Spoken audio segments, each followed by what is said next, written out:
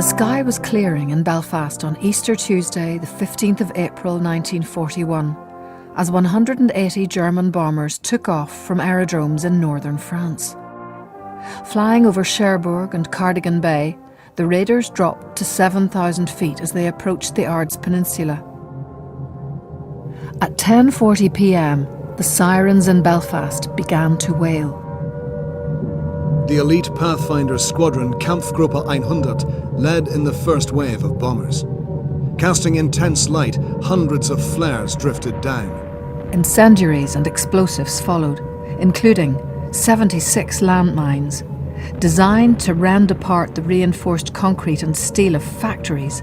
They floated down on silky green parachutes over the congested housing north of the city centre. Perhaps the Belfast waterworks at the foot of the Cave Hill had been mistaken for the harbour. The result was a fearful carnage in the New Lodge, the Lower Shankill and the Antrim Road. In the Ulster Hall, the popular singer Delia Murphy kept singing through the raid. Some of her audience were later forced to take refuge in a shelter in Percy Street. When a parachute mine fell next to it, 30 people were killed.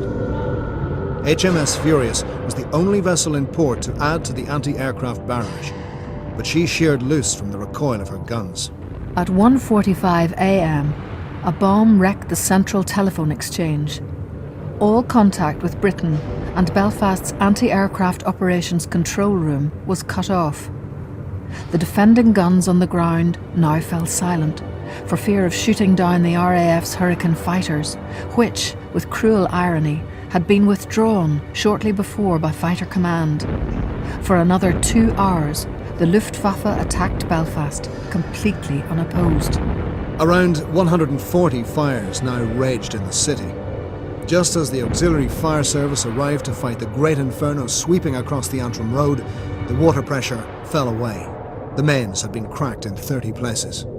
At 4:35 a.m, a plea for help was telegrammed to Dublin. Eamon de Valera, the Taoiseach, was awakened. He agreed without hesitation to send aid. Fire engines from Dublin, Dunleary, Drogheda and Dundalk sped northwards. Horrified at the carnage, John Smith, Belfast's chief fire officer, was found beneath a table in Chichester Street Fire Station, weeping and refusing to come out. At 4:55 a.m. on the 16th of April, the all-clear sounded. The writer Joseph Tumulty remembered, "I don't think any of us noticed the dawn, for in a sense it had never been night."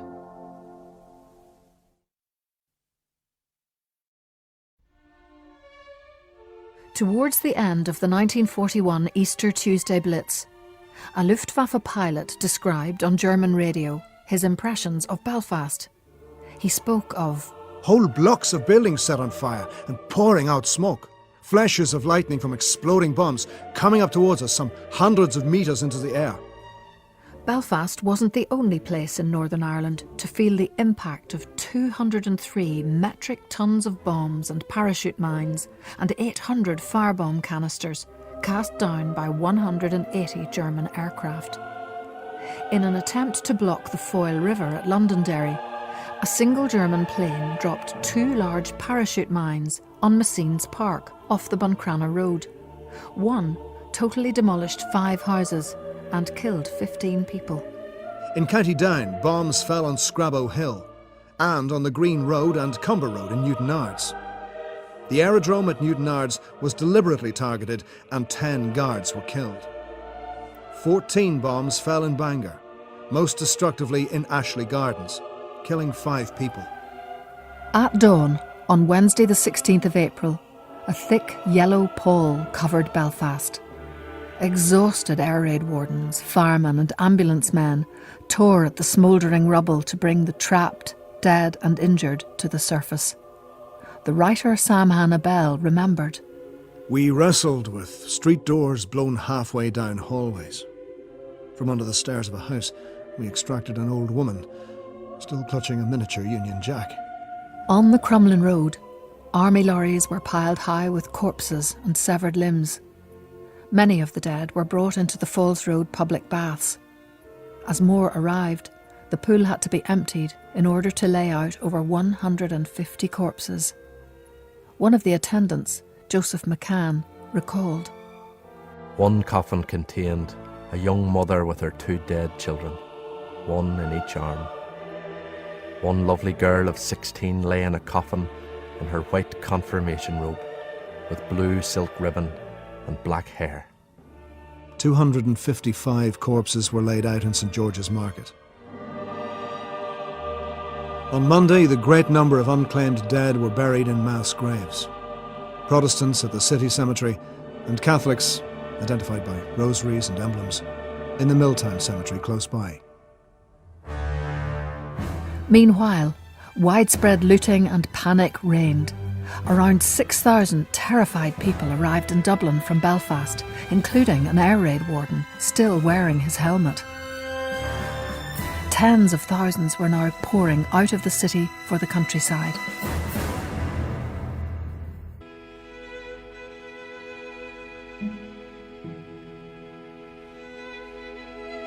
After the Easter Tuesday Blitz of 1941, around 40,000 people in Belfast had to be put up in rest centres, and some 70,000 had to be given meals every day in emergency feeding centres.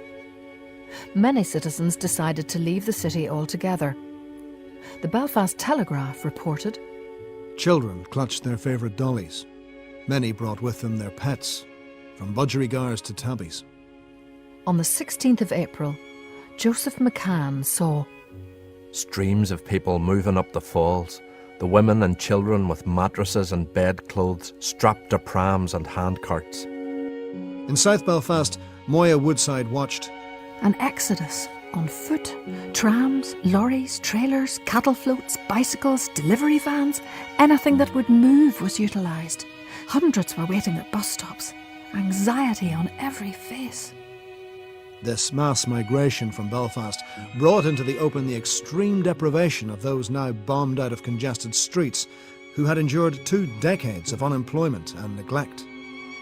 Emma Duffin, a volunteer nurse, was shocked by the incredible dirt of the people, of children crawling with lice, not even house-trained. Moya Woodside recorded that the 11 evacuees staying with her mother were all filthy. They refuse all food except tea and bread. The children have made puddles all over the floor. Several had tuberculosis and 2 had severe scalp infections. Moya's sister, living 30 miles from Belfast, complained of the appalling influx from the slums the day after the raid. The whole town is horrified by the filth of these evacuees and by their filthy habits and take-it-for-granted attitude. The smell is awful. They don't even use the lavatory. They just do it on the floor, grown-ups and children. The official response to the crisis was distinctly unimpressive by comparison with that on the other side of the Irish Sea. One reaction by the Ministry of Public Security to the desperate situation was to issue this order on the 19th of April. Destroy all dangerous animals at the zoo immediately. 2 RUC marksmen were sent to Bellevue Zoo.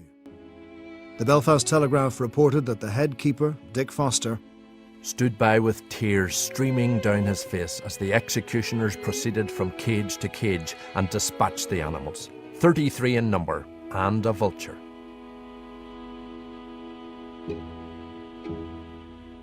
The skies were clear and the moon was full when over 200 German bombers approached the coasts of County Down during the last hour of Sunday the 4th of May, 1941. The attackers flew in 2 main formations. One passed over the Copeland Islands to Carrickfergus and then along the north shore of Belfast Lough towards the city. The other followed the east coast of Ireland and entered Northern Ireland over Carlingford Lough, approaching Belfast by Rostrevor, Hilltown and Dramara.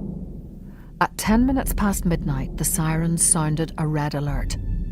3 minutes later, the anti-aircraft gunners were standing by their weapons. As the Luftwaffe bombers approached, the first plots began to appear on local radar screens at 12:47 a.m. And soon the uneven hum of approaching Heinkels and Junkers could be heard over Belfast. The elite Pathfinder squadron led the attack at 7 minutes past 1. Over the next 50 minutes, 6,000 incendiaries were dropped, almost exclusively on the harbour, the aircraft factory and the shipyards. Then the rest of the bombers were led in by the rapidly spreading conflagration. Most of the Luftwaffe flew between 7,000 and 9,000 feet above the ground. But the defences were so weak that some aircraft were able to fly below the balloon barrage, which was supposed to stop aircraft getting low enough to bomb accurately. 3 corvettes, small manoeuvrable warships, that were nearing completion in the shipyard were totally destroyed. Another was badly burned. The transport ship Fairhead sank at her moorings, and altogether Harland and Wolff suffered the devastation of 2/3 of its premises.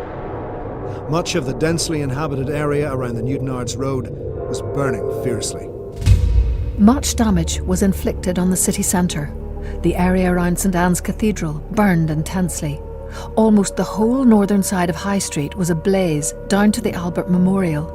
And Arnott's store, the bank buildings, the athletic stores, Rosemary Street Presbyterian Church and the banqueting room of the City Hall were either destroyed or severely damaged.